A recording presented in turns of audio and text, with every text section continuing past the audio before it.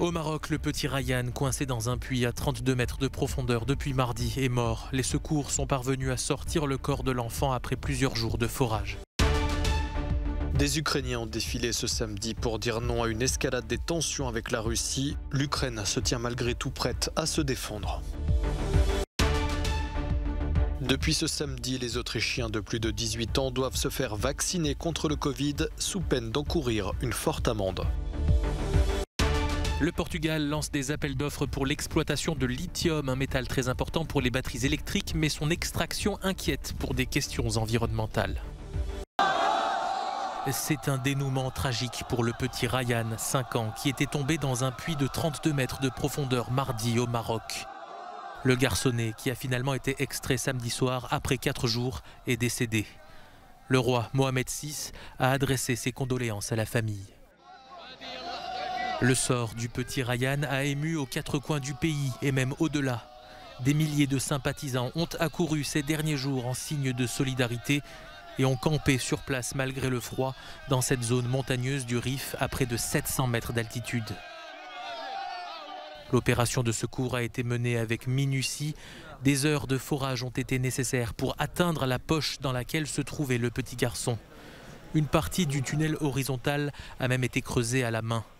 Le principal défi était d'éviter les éboulements en raison de la nature du sol, certaines couches étant rocheuses et d'autres très sableuses. Des habitants de Kharkiv, deuxième ville d'Ukraine, se sont rassemblés ce samedi aux côtés d'une ONG locale pour dire non à une escalade de la situation entre la Russie et leur pays. Sur le plan diplomatique, les efforts se poursuivent entre les Occidentaux et Moscou pour éviter une guerre. L'Ukraine, de son côté, se tient prête en vue d'une éventuelle invasion de son territoire. Ici, à Pripyat, les troupes de la garde nationale s'entraînent dans la zone d'exclusion de Tchernobyl, évacuée en 1986. Le but de ces exercices, c'est d'élaborer le scénario d'une prise d'un bâtiment et sa libération par la garde nationale, mais aussi de pratiquer le travail d'un groupe de tireurs d'élite. Vous avez vu comment cela fonctionne. Tous ces scénarios sont des résumés des cas qui se sont produits depuis 2014 pendant la guerre russo-ukrainienne.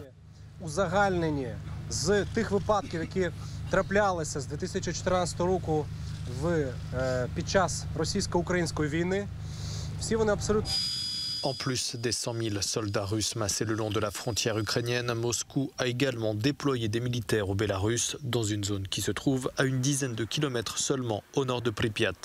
Russie et Bélarus doivent y réaliser des manœuvres militaires ce mois-ci. De son côté, Varsovie a confirmé ce samedi l'arrivée des premiers renforts en provenance des États-Unis. Le président du Bélarus, Alexandre Loukachenko, évoque son avenir politique. Il était interrogé vendredi par le journaliste russe Vladimir Soloviev, un entretien diffusé ensuite sur la chaîne Telegram de la présidence bélarusse. Pendant combien d'années M. Loukachenko sera-t-il le leader de la Biélorussie? Connaissez-vous la réponse à cette question? Non, s'il y a une situation difficile qui touche le Bélarus, si une guerre éclate, ou si des développements similaires aux événements de 2020 se produisent, je serai toujours là. Mais si la situation est calme, si un successeur émerge, nous déciderons. Croyez-moi, je ne suis pas président parce que j'ai vraiment envie de l'être. Dieu vous garde de vous retrouver dans une situation où vous dépendez de nombreuses circonstances, lorsque vous êtes simplement lié par toutes ces circonstances, par votre pays, que vous avez créé de vos propres mains et par tout le reste. Alexandre Loukachenko a été réélu en août 2020 pour un 6e mandat consécutif. Un scrutin marqué par des manifestations massives d'opposants et la fuite à l'étranger de la chef de l'opposition, Svetlana Tikhanovskaya.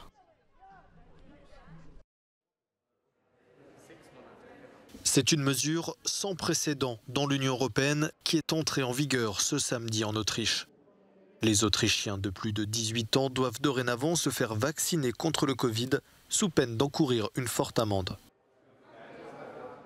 En ce moment, à Vienne, nous vaccinons environ 7000 personnes par jour en moyenne. 10% de ces vaccinations sont des premières doses et 70% des troisièmes doses. Nous avons pu enregistrer une légère augmentation d'environ 9% par rapport à la semaine dernière. En Finlande, de nouvelles perturbations du trafic étaient attendues ce samedi dans la capitale au lendemain d'une manifestation contre les restrictions sanitaires et les prix des carburants.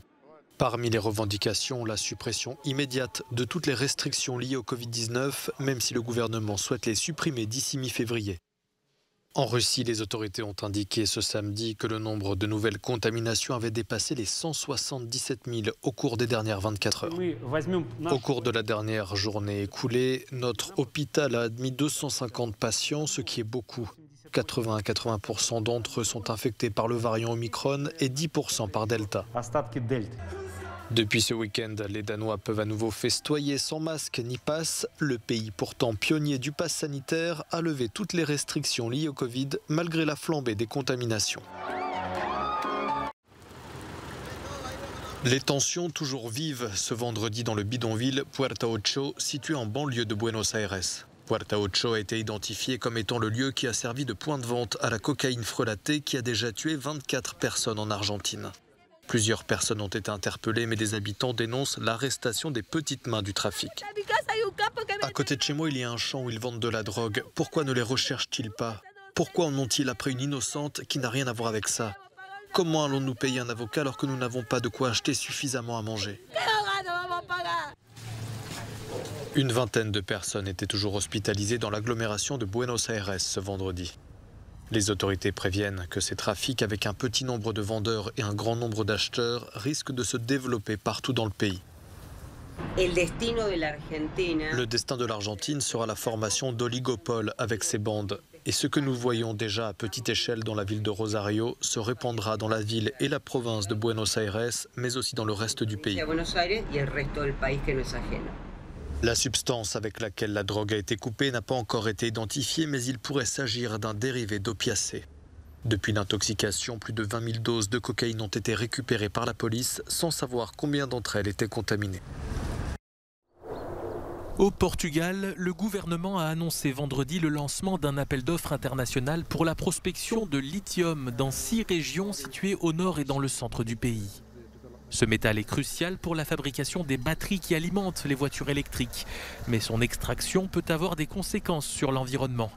La ville de Pignel va saisir la justice pour tenter de faire cesser le projet. À Fundão, le plan d'exploration risque de traverser le principal système d'irrigation de cette région agricole.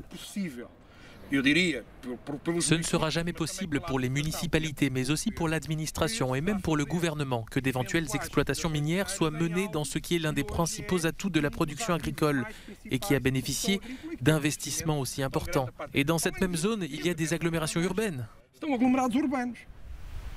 Selon des spécialistes, le Portugal possède les plus grandes réserves de lithium en Europe et les 9e dans le monde. En vertu de l'appel d'offres, un vrai projet industriel doit être proposé, de l'extraction jusqu'au traitement du métal, ce qui est synonyme d'emploi. Mais la question environnementale reste tout de même un élément de blocage pour la population. Nous avons entendu parler des dangers et des problèmes que cela peut créer pour l'environnement et pour les gens, nous dit cet habitant. C'est donc inquiétant de savoir qu'ils pourraient venir l'exploiter ici, sur notre territoire. L'objectif de ces mines de lithium est aussi et surtout de réduire la dépendance de l'Union européenne vis-à-vis de la Chine, qui est très en avance dans ce secteur. Plusieurs avalanches meurtrières en Autriche. En quelques heures, ce sont au moins 7 personnes qui sont mortes. Une première avalanche a eu lieu à Spies ce vendredi dans la région du Tyrol, tout près de la frontière avec la Suisse. 5 skieurs qui évoluaient en hors-piste ont été ensevelis et sont décédés. Un peu plus tard, dans le même massif, une autre avalanche a emporté 2 skieurs. Les autorités locales appellent à la prudence. Les récentes chutes de neige ont accru le risque d'avalanche dans cette région. Les Malgaches se préparent à l'arrivée du cyclone Batsirai. Il devrait toucher terre dans la soirée sur la côte est de la grande île, au niveau de Nosivark. Ce cyclone est considéré comme intense. Il pourrait s'accompagner de rafales de vent à plus de 200 km/h et d'importantes pluies. Les autorités mettent en garde sur les risques liés au passage de ce cyclone. Le deuxième en quelques semaines a touché Madagascar. Le cyclone Batsirai est passé il y a 2 jours à proximité de l'île de la Réunion, apportant des pluies torrentielles. Dramatique accident d'avion ce vendredi au Pérou. Les 7 passagers de ce petit avion de tourisme sont morts. Le drame s'est produit peu après le décollage. Il y avait à bord 2 pilotes péruviens et 5 touristes, 2 Chiliens et 3 Néerlandais. Ils étaient venus observer les glyphites du désert de Nazca, ces immenses figures géométriques visibles uniquement du ciel.